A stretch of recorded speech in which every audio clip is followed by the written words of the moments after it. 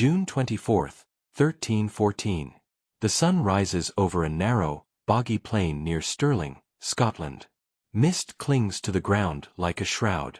On one side, roughly 6,000 exhausted Scots, most of them farmers and common soldiers armed with spears. On the other, 20,000 English invaders, the largest, most powerful army in Europe, bristling with heavily armored knights, the finest cavalry in Christendom. What happened in the next 12 hours would shatter one of the greatest military machines the world had ever seen and forge a nation that refused to die. This is the story of Bannockburn, the battle that saved Scotland. Before we go any further, if this kind of content is what you're here for, real history, no fluff, just the facts, the decisions, and the consequences, hit that like button and drop a comment. It helps more than you know. Now, let's go back 28 years to understand how Scotland ended up on the edge of total annihilation. Scotland in 1286 was not the romantic Highland kingdom of legend. It was a prosperous, stable realm under Alexander III, a king who had brought peace and relative wealth to his people. But on March 19, 1286, everything changed. Alexander was riding at night along the cliffs of Fife, returning to his new wife. The weather was terrible, wind, rain, darkness. His horse stumbled. Alexander fell. By morning, the King of Scotland was dead on the rocks below, his neck broken. He left no surviving sons. His only heir was his 3-year-old granddaughter, Margaret, the Maid of Norway, living in a foreign court. Scotland had no adult monarch, no clear succession, and suddenly, the kingdom was vulnerable. The Scottish nobles appointed 6 guardians to rule until Margaret came of age. But in 1290, Margaret died on the voyage from Norway to Scotland. She never set foot in the kingdom she was meant to inherit. Scotland was plunged into chaos. There was no obvious heir. By some counts, 13 different men had competing claims to the throne. This period became known as the Great Cause, the crisis of succession that would consume Scotland for a generation. The Scottish magnates, desperate to avoid civil war, made a fateful decision. They invited Edward I of England to act as neutral arbitrator.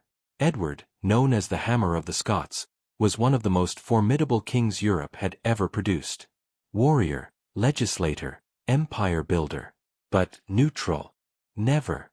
Edward agreed to judge the claims, but only on one condition. Every claimant had to publicly recognize him as the Lord Paramount of Scotland, essentially, overlord. The Scots, divided and desperate, agreed. It was a trap. In 1292, Edward chose John Balliol as king. Balliol had a strong claim, but more importantly, Edward thought he could control him. For the next few years, Balliol was systematically humiliated. Edward summoned him to English courts like a vassal. He overruled his decisions. He demanded Scottish troops for English wars. The Scots called Balliol Tomb Tabard, the empty coat. A king in name only. By 1296, the humiliation was too much. The Scottish nobles forced Balliol to renounce his allegiance to Edward and sign a treaty with France instead. This was the beginning of the Auld Alliance, the centuries-long partnership between Scotland and France against England. Edward's response was swift and merciless. He marched north with an army and sacked the prosperous town of Berwick-upon-Tweed. What happened next was one of the first great war crimes of the conflict. English soldiers slaughtered the townspeople, men, women, children. Contemporary chronicles say the killing went on for days. The gutters ran red.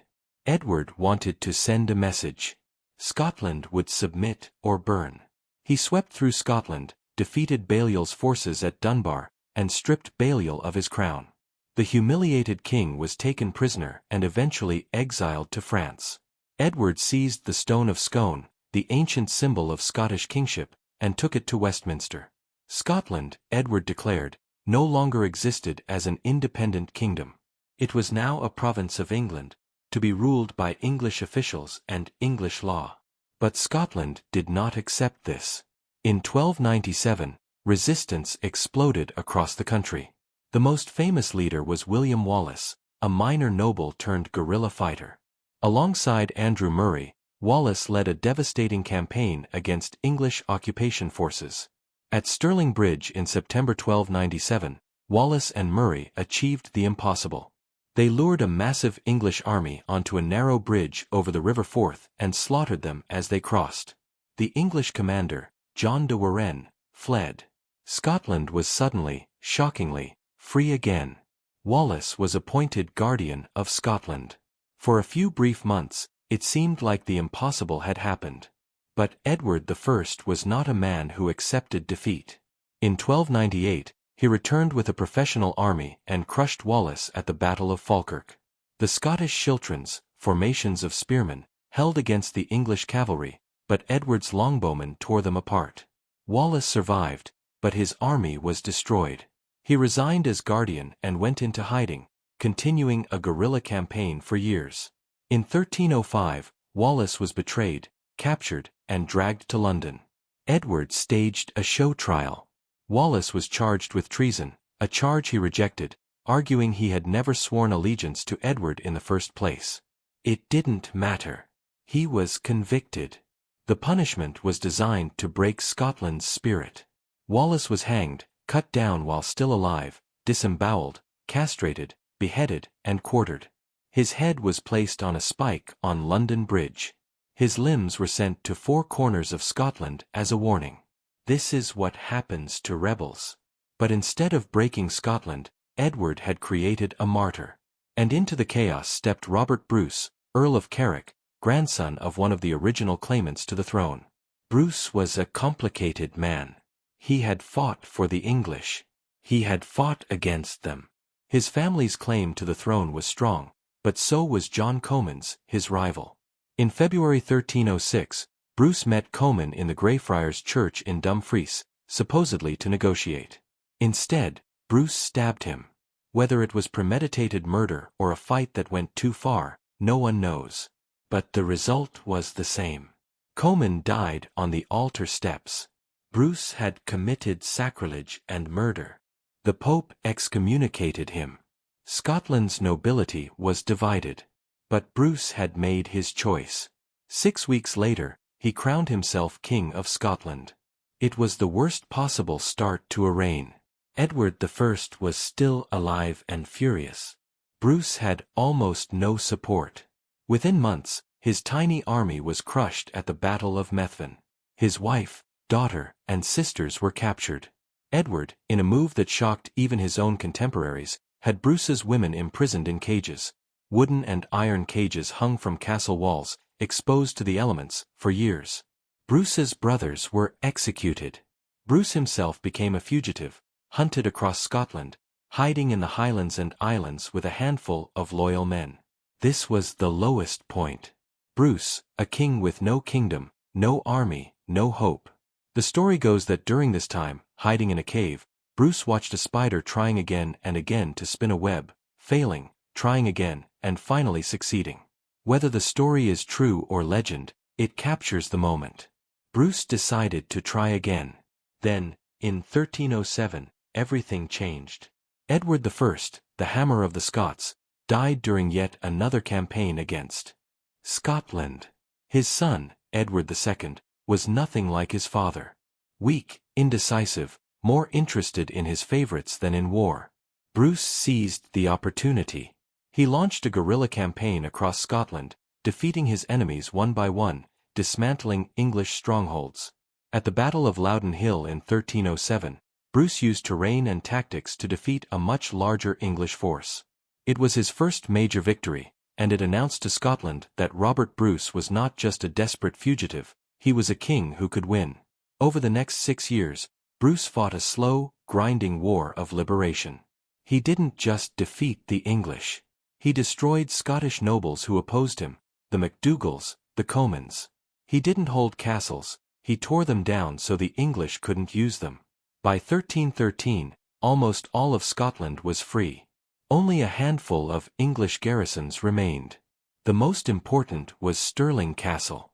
Stirling Castle sat on a volcanic rock overlooking the River Forth, the gateway to the Scottish Highlands. It was the most strategically vital fortress in Scotland. Whoever held Stirling controlled Scotland. In 1313, Robert Bruce's younger brother, Edward Bruce, laid siege to it. Edward was brave, reckless, and impulsive, everything his older brother was not.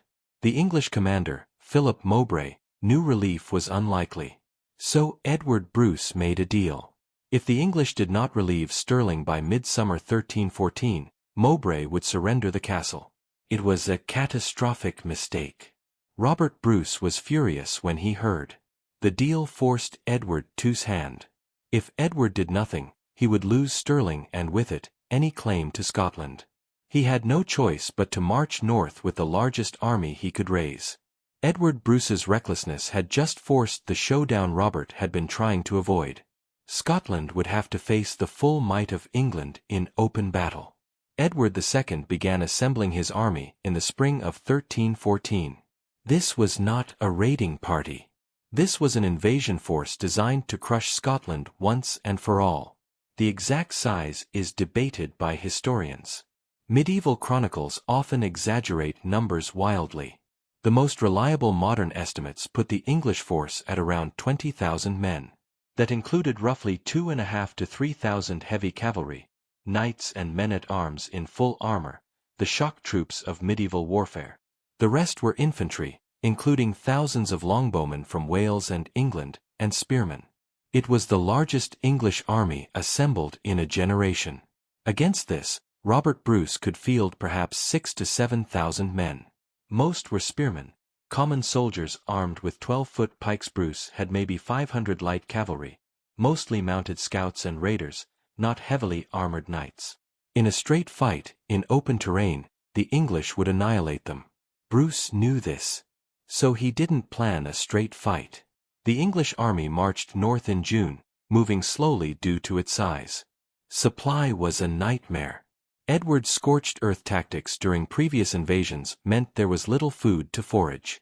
The weather was hot. Morale was mixed. Many of the soldiers were there because they had to be, not because they wanted to fight in Scotland again. But the army was still massive, and it was moving towards Stirling.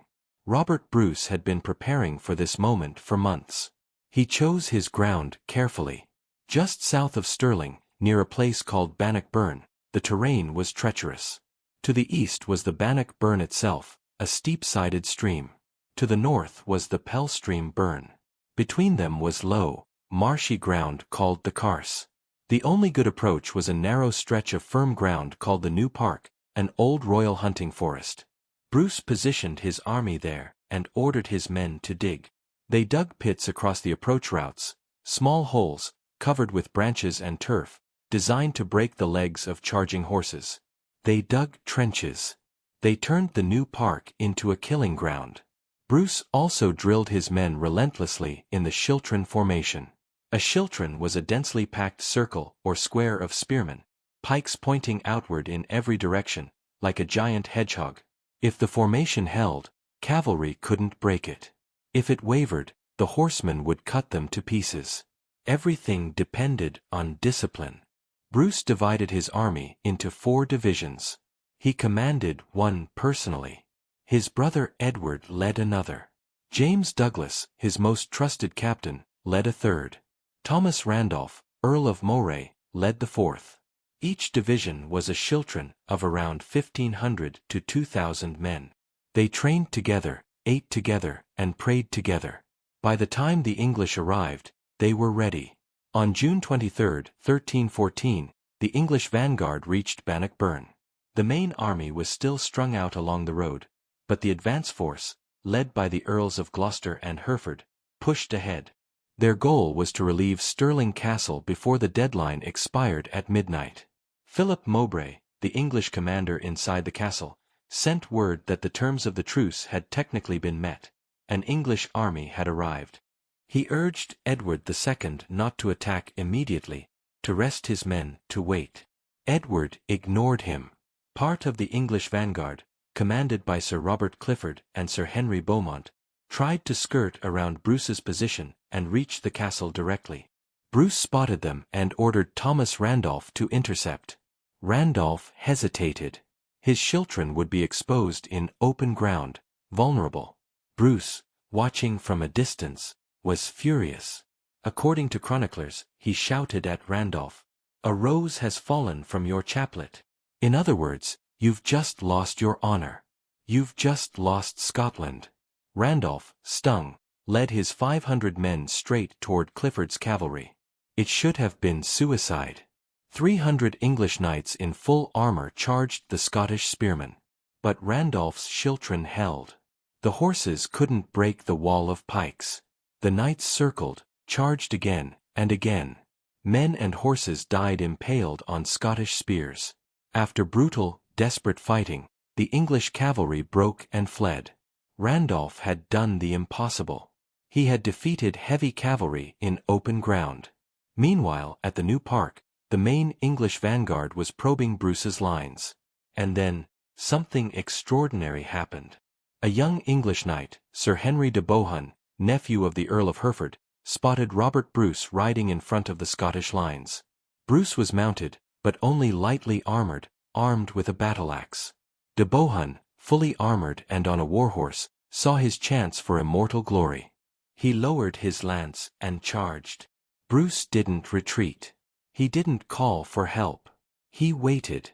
At the last second, he swerved his smaller horse to the side, rose in his stirrups, and brought his axe down on de Bohun's helmeted head with such force that the axe shattered. De Bohun fell dead from his horse.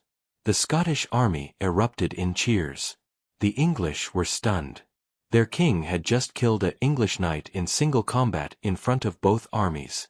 Bruce's captains were furious with him for taking such a risk. Bruce, looking at his broken axe, reportedly said, "I have broken my good axe." It was a defining moment. The English had seen their enemy's king face them personally, fearlessly. The Scots had seen their leader prove he would fight alongside them. That night, the English army camped in the low ground between the burns, exhausted, disorganized, and increasingly demoralized. They had expected to sweep the Scots aside. Instead, they had lost 2 skirmishes and seen their vanguard humiliated. The Scots, camped in the new park, sang psalms and prepared for the next day. Bruce held a council. Some of his commanders urged retreat. The English were still vastly superior in numbers. Why risk everything in a single battle? Bruce refused. He had chosen this ground. He had prepared his men. If they ran now, Scotland would never be free. June 24, 1314. Dawn broke over the field at Bannockburn. The Scottish army formed up in their schiltrons and began to advance slowly down the slope toward the English position. Then they did something that shocked the English. They knelt. Every man, in unison, knelt in prayer. Edward II, watching from a distance, turned to one of his commanders and said, "They kneel for mercy." The commander, who knew the Scots better, replied, "They kneel for mercy, yes. But not from you. From God. Those men will win or die." Bruce gave his final speech. We don't know his exact words, but later tradition preserved the spirit of it in the Scots Wahey, the great patriotic poem by Robert Burns. "Scots who have with Wallace bled, Scots, whom Bruce has often led, welcome to your gory bed, or to victory." Whether Bruce said those words or not, the message was clear. This was the moment. Everything Scotland had endured, the humiliation, the occupation, the executions, the years of guerrilla war, it all came down to this. Win here, or lose everything. The English army, trapped in the marshy ground between the 2 burns, tried to deploy. But there wasn't enough room.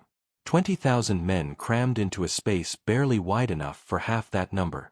The cavalry, which should have been their decisive weapon, couldn't maneuver. The infantry couldn't form proper lines. The longbowmen, who had won Falkirk, were blocked by their own knights. It was chaos. The Scottish schiltrons advanced. Slowly, steadily, a moving wall of spears. The English heavy cavalry, the finest in Europe, charged. They hit the schiltron like a hammer striking an anvil.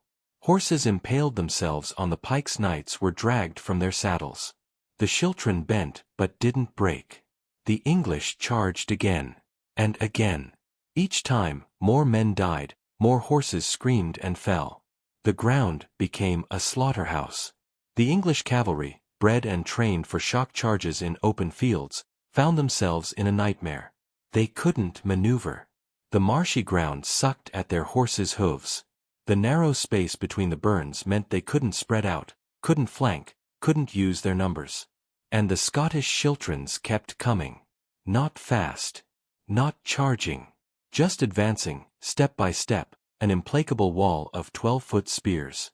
The Earl of Gloucester, one of Edward's most senior commanders, led a desperate charge straight into the Scottish centre. He was trying to break Bruce's own division. Gloucester was brave, experienced, and determined. He was also doomed. His horse was impaled. He was dragged from the saddle and killed in the press of bodies. His death sent a shockwave through the English ranks. If a man like Gloucester could die so quickly, what hope did anyone else have?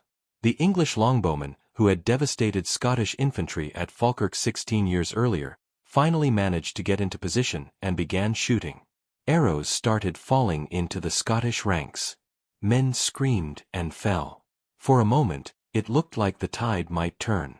But Bruce had anticipated this. He unleashed his small force of light cavalry, maybe 500 men under Sir Robert Keith, the Marischal of Scotland. They weren't heavy knights. They couldn't fight in a melee. But they could scatter archers.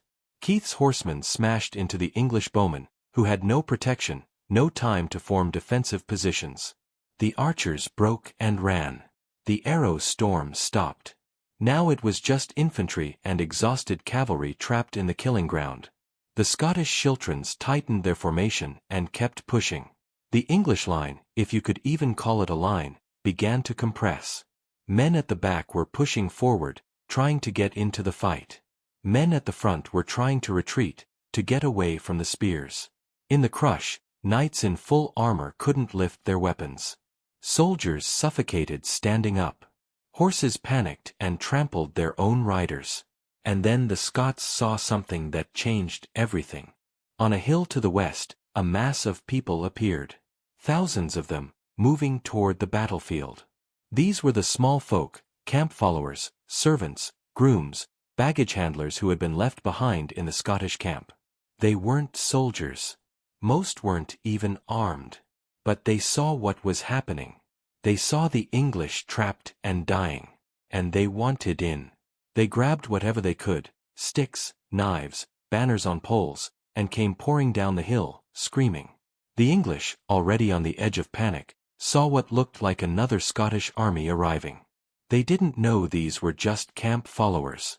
They saw thousands more enemies and broke. Not slowly. Not in stages. All at once. The entire English army disintegrated. Men ran. Knights abandoned their horses. Infantry threw down their weapons. The retreat became a rout, and the rout became a massacre. The only escape routes were across the burns, steep-sided streams that were already difficult to cross. Now, with thousands of men trying to force their way across at the same time, they became death traps. Men in armor fell into the water and drowned. Others were trampled. The Bannockburn, which had been a trickle that morning, was choked with English dead. Edward II, watching the disaster unfold, refused to leave. His bodyguard literally had to drag him away from the field. One knight grabbed the king's reins and shouted, "Sire, will you flee?" Edward, in shock, replied, "I will not die here." They rode hard for Stirling Castle, thinking it was a refuge. But Philip Mowbray, the English commander inside, met them at the gate and told Edward the brutal truth. The castle was about to surrender. If Edward stayed, he would be captured. Mowbray pointed east and told the king to ride for the border as fast as his horse could carry him. Edward fled. The King of England, the man who had come north to crush Scotland forever, abandoned his army and ran for his life. He made it to Dunbar and then sailed south by ship. Behind him, his army was being hunted and slaughtered. The Scots gave no quarter. This was payback for Berwick, for Falkirk, for every atrocity the English had committed in Scotland over the past 18 years. Scottish soldiers waded into the burns and killed men as they tried to crawl out. Nobles were taken prisoner for ransom, but common soldiers were cut down where they stood. By the end of the day, the English had lost somewhere between 4,000 and 10,000 men. Historians still argue over the exact number. The Scots lost maybe 500. It wasn't a battle. It was an annihilation. Among the English dead were the Earl of Gloucester, dozens of knights and barons, and hundreds of men-at-arms. Among the captured were the Earl of Hereford, one of the most powerful men in England, along with many other high-ranking nobles. The plunder was staggering. The English had brought everything: baggage trains, treasure, supplies, the royal wardrobe, even Edward II's personal seal. All of it fell into Scottish hands. The gold and silver alone funded Bruce's government for years. The English seal, which Edward used to authenticate royal documents, became a humiliating trophy. Edward had to have a new one made and send letters across Europe explaining why his official documents now carried a different seal. The political damage was almost as devastating as the military defeat. Stirling Castle surrendered the next day. Scotland was free. For the first time in nearly 2 decades, there was no English army occupying Scottish soil. Robert Bruce, the excommunicated murderer who had crowned himself in desperation 8 years earlier, was now unquestionably the King of Scots. But the war wasn't over. Edward II refused to accept defeat. He refused to recognize Bruce as king. He refused to make peace. For the next 14 years, the conflict dragged on. Bruce launched devastating raids into northern England, burning towns, taking ransom, spreading terror. The English called it the Great Raid. The Scots called it justice. Bruce even invaded Ireland, trying to open a second front and link up with Irish rebels. It didn't work, and Edward Bruce was killed there in 1318, but it kept the English off balance. In 1320, the Scottish nobles and clergy sent a letter to the Pope. It became known as the Declaration of Arbroath, and it is one of the most important documents in Scottish history. It's not just a political statement. It's a manifesto of national identity. Let me read you part of it. For as long as 100 of us remain alive, never will we on any conditions be subjected to the lordship of the English. It is in truth not for glory, nor riches, nor honors that we are fighting, but for freedom alone, which no honest man gives up but with life itself. That line, for freedom alone, would echo through Scottish culture for centuries. It told the Pope and the world that Scotland was not a rebellious province. It was a nation, and it would rather die than submit. The Pope, caught between English pressure and Scottish defiance, didn't formally recognize Bruce, but he stopped calling him a rebel. It was progress. Bannockburn didn't just save Scotland. It changed the nature of medieval warfare.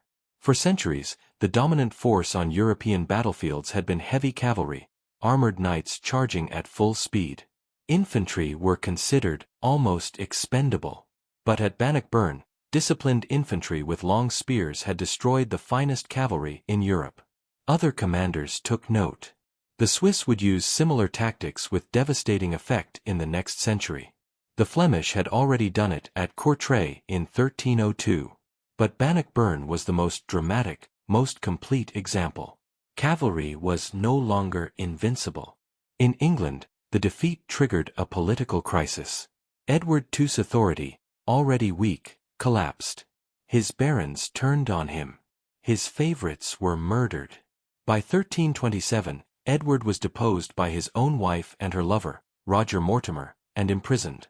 He died in captivity, probably murdered. His teenage son, Edward III, became king. And finally, in 1328, the Treaty of Edinburgh-Northampton was signed.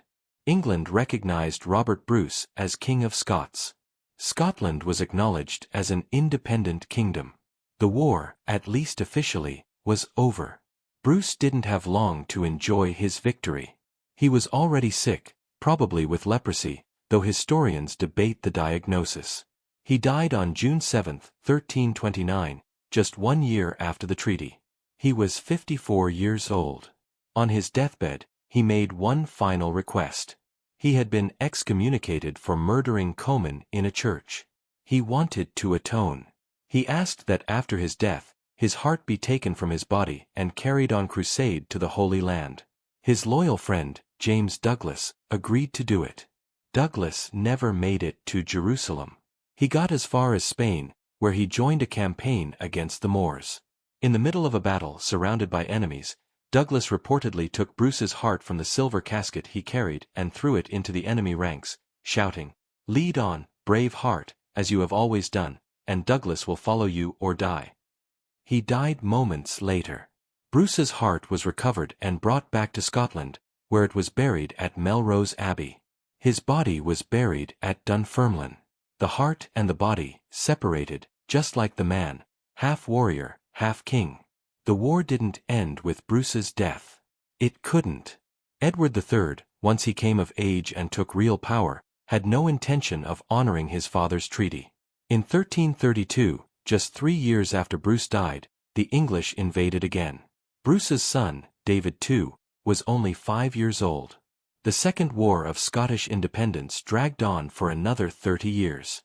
Scotland would be invaded, occupied, liberated, and invaded again.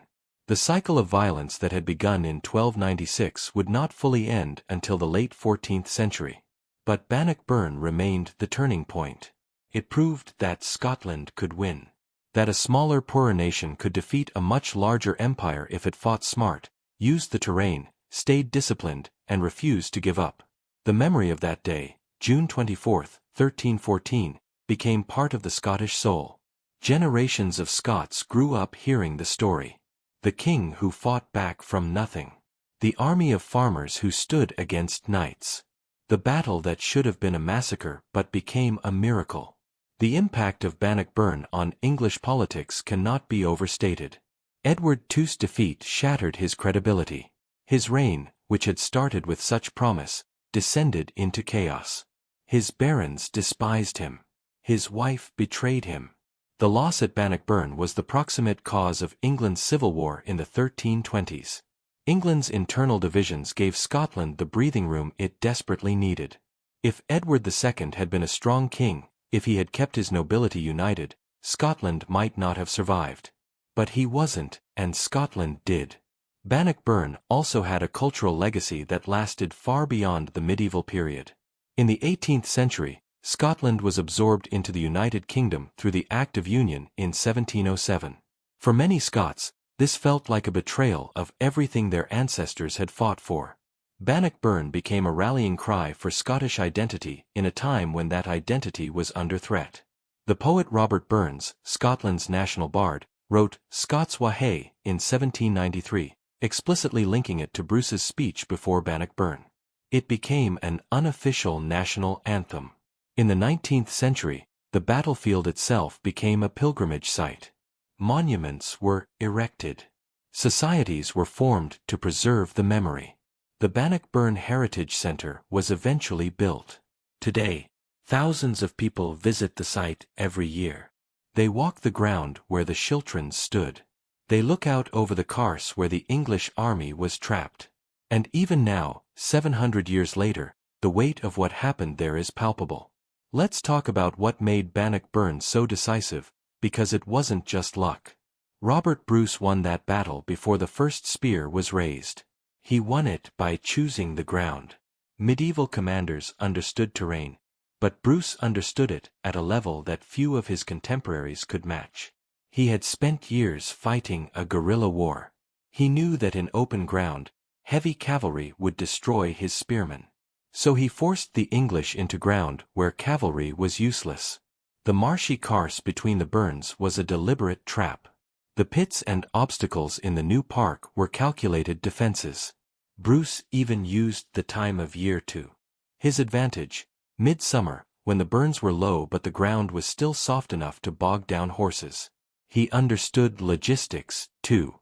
The English army was enormous, which meant it needed enormous supplies. By forcing Edward to march quickly to meet the Stirling deadline, Bruce ensured the English would arrive exhausted, undersupplied, and stretched thin. Bruce also understood morale. His army was smaller, but every man in it had a reason to fight. They were defending their homes. They had suffered under English occupation. Many had lost family members to English violence. They weren't there for pay or feudal obligation. They were there because Scotland's survival depended on them. That kind of motivation is a weapon in itself. The Chiltern formation was another key factor. It wasn't a new invention, the Scots had used it at Falkirk in 1298. But Bruce refined it. He drilled his men relentlessly. He made sure they could move in formation, not just stand still. A static Chiltern could be surrounded and destroyed. But a Chiltern that could advance, that could attack, was something different. It became a mobile fortress. At Bannockburn, the Scots didn't just hold their ground. They pushed forward, step by step, compressing the English into an ever smaller space until there was nowhere left to go. And then there was Bruce himself. Leadership matters.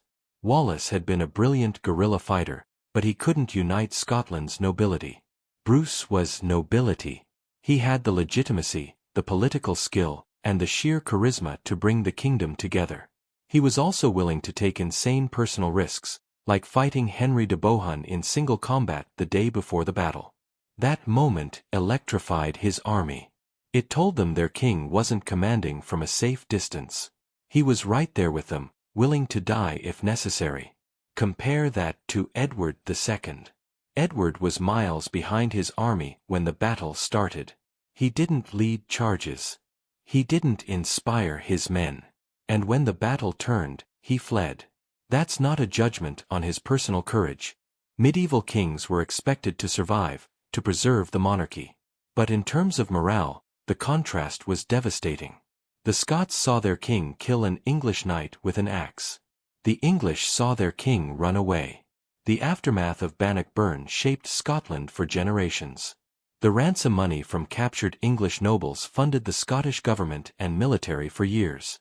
The destruction of the English army meant Scotland had breathing room to rebuild. Castles were repaired. Trade resumed. The country, which had been bled dry by 2 decades of war, began to recover. But the psychological impact was even more important.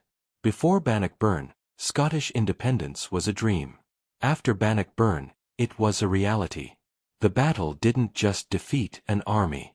It defeated the idea that Scotland couldn't survive as an independent nation. It proved that England, for all its wealth and power, could be beaten. That lesson would be remembered every time England invaded again, and England would invade again and again over the next 3 centuries. Bannockburn also established the model for Scottish resistance. Use the terrain. Avoid open battle unless you have the advantage. Fight smart, not fair. Hit and run. Bleed the enemy. Make occupation so costly that it's not worth it. These weren't just medieval tactics. They became the core of Scottish military doctrine. And they worked. Scotland remained independent until 1707, and even then, it was absorbed through political union, not military conquest. Let's also talk about the individual stories, because wars are fought by people, not abstractions. Take Thomas Randolph, the man who almost lost Scotland by hesitating and then saved it by attacking 300 knights with 500 spearmen. Randolph had been captured by the English early in the war. He had even fought for them for a while. But Bruce won him back, and Randolph became one of his most loyal commanders. At Bannockburn, he proved his worth. After Bruce's death, Randolph served as guardian of Scotland during David II's childhood. He was one of the key figures who kept the kingdom together. James Douglas, the Black Douglas, was another legend. Younger son of a noble family, dispossessed by the English, Douglas became Bruce's most effective raider. He terrorized the English border for years. At Bannockburn, he commanded one of the Chilterns with brutal efficiency. After Bruce's death, Douglas carried the king's heart on crusade and died in battle in Spain. His name became synonymous with Scottish ferocity. English mothers would tell their children, "Hush, or the Black Douglas will get you." Edward Bruce, Robert's younger brother, was brave to the point of recklessness. His impulsive deal with Mowbray forced the Battle of Bannockburn in the first place. At Bannockburn, he commanded one of the 4 divisions and fought with typical ferocity. But his recklessness eventually killed him. In 1318, during the Scottish invasion of Ireland, Edward led a charge against overwhelming odds and was cut down. His death effectively ended Scotland's Irish ambitions. And then there's Robert Bruce himself. Complicated, ruthless, brilliant. A man who murdered a rival in a church and then spent the rest of his life trying to atone for it. A king who was excommunicated, hunted, defeated again and again, and who kept coming back. Bruce understood that kingship wasn't just about bloodlines or crowns. It was about winning. About survival. About refusing to quit. By the time he died, he had done what every expert said was impossible. He had beaten England. He had secured Scotland's independence. He had won. Bannockburn's legacy in warfare extended far beyond Scotland. Military historians point to it as a key moment in the decline of feudal cavalry dominance. For centuries, the knight, armored, mounted, trained from childhood, had been the ultimate weapon. But Bannockburn, along with battles like Courtrai and later Crécy and Agincourt, proved that infantry, if well trained and well led, could defeat cavalry. The age of the knight was ending. The age of disciplined infantry formations was beginning. The Swiss took this lesson and perfected it. In the 14th and 15th centuries, Swiss pike formations became the most feared infantry in Europe. They used tactics strikingly similar to the Scottish schiltron, dense squares of men with long pikes, capable of both defense and aggressive attack. The Swiss sold their services as mercenaries and dominated European battlefields for over a century. They learned from the Scots, and the Scots had learned from necessity. The English learned a different lesson. After Bannockburn, English military strategy shifted. They realized that heavy cavalry charges into prepared infantry were suicidal. Instead, they developed combined arms tactics, using longbowmen to break up enemy formations from a distance, and then sending in cavalry and infantry to finish the job. This approach would devastate the French at Crécy in 1346 and Agincourt in 1415. In a way, Bannockburn taught the English how to become one of the most effective military powers in Europe. Just not in time to conquer Scotland. The Scottish Wars of Independence also had a profound impact on English and Scottish national identity. For England, the repeated failures to subdue Scotland were a source of deep frustration. For Scotland, the wars became a foundational myth, the story of a small nation that refused to be conquered. The Declaration of Arbroath, with its ringing defense of freedom, became a sacred text. It was quoted during the Scottish Reformation, during debates over the Act of Union, and even in modern arguments for Scottish independence. In the 20th century, Bannockburn took on new political significance. In the 1930s, as Scottish nationalism began to grow, the battle became a symbol of resistance to English domination. In 1964, the 650th anniversary of the battle, a massive monument was unveiled at the site. In 2014, the 700th anniversary, the battlefield was completely redesigned with a new visitor center and immersive exhibits. The Scottish independence referendum was held just months later. The symbolism was impossible to miss. But let's be clear about something. Bannockburn didn't end English attempts to control Scotland. Edward III invaded in the 1330s. Henry VIII launched brutal invasions in the 1540s, a period known as the Rough Wooing. Cromwell's armies crushed Scotland in the 1650s. The Jacobite risings of the 18th century were, in part, Scottish attempts to resist English political control. The struggle that began in 1296 echoed for centuries. And yet, Scotland survived. Not always victorious, not always united, but never fully conquered. That resilience, that refusal to disappear, traces back to Bannockburn. The battle gave Scotland a victory so complete, so shocking, that it became proof of possibility. No matter how many times Scotland was invaded, occupied, or betrayed, the memory of Bannockburn remained. A reminder that the impossible could happen. Let's also acknowledge the cost. Wars like this don't have clean victories. Thousands of men died at Bannockburn, Scottish as well as English. Thousands more died in the decades of war that followed. Villages were burned. Crops were destroyed. Families were shattered. The Anglo-Scottish border became one of the most violent, lawless regions in Europe for 3 centuries. The legacy of Bannockburn wasn't just national pride. It was also centuries of bloodshed. Robert Bruce himself was a deeply flawed man. He murdered a rival in a church. He executed opponents. He waged total war, burning English towns and taking hostages. He was excommunicated by the Pope and spent years as an outlaw. But he was also a man who, when everything was lost, decided to fight back. Who turned guerrilla warfare into an art form. Who understood that wars are won in the mind as much as on the battlefield. Who gave Scotland a chance when no one else could. The battle itself lasted only a few hours. But those hours changed the course of history.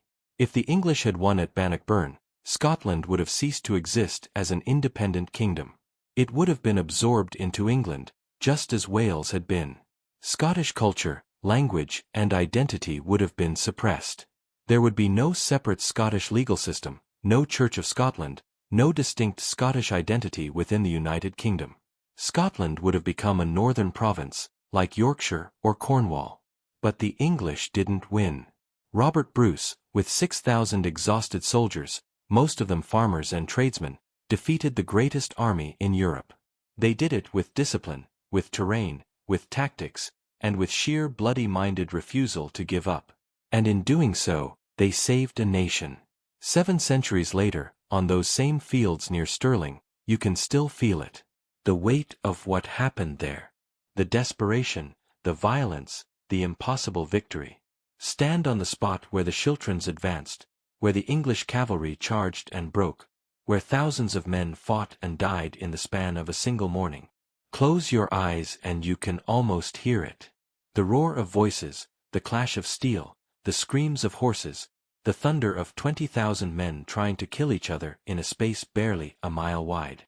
And then silence. The battle over. The English fleeing. Scotland free. Bannockburn wasn't just a military victory. It was a statement. A declaration that some things are worth fighting for, no matter the odds.